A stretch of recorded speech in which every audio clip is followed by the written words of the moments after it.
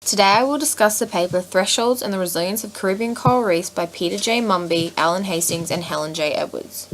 The coral reefs of the world play a much more crucial role in global biodiversity, ecosystem functions and the livelihoods of millions of people living in tropical coastal regions than many people think.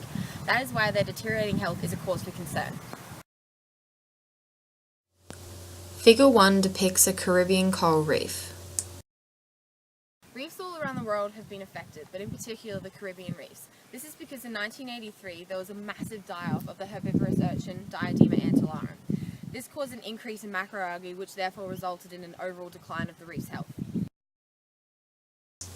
Figure 2 depicts several Diadema antillarum.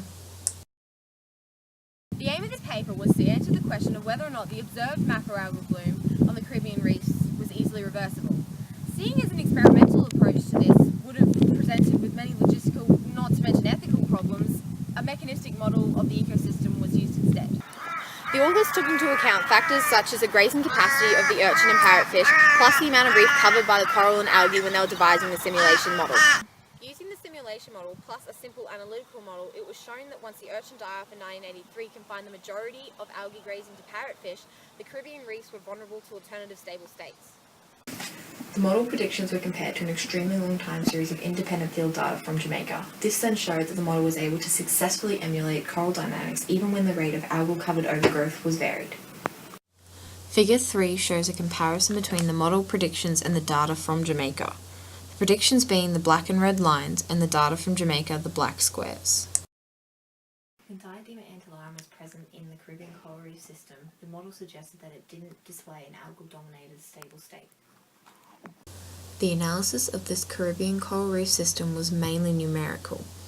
In Figure 4, all the equilibrium covers of macroalgae and corals' trajectories over time are shown by the phase plane.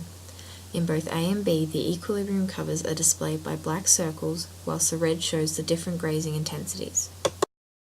In conclusion, this approach should be able to help identify the desired level of grazing and coral cover needed to reverse ecosystem decline for a given biophysical environment.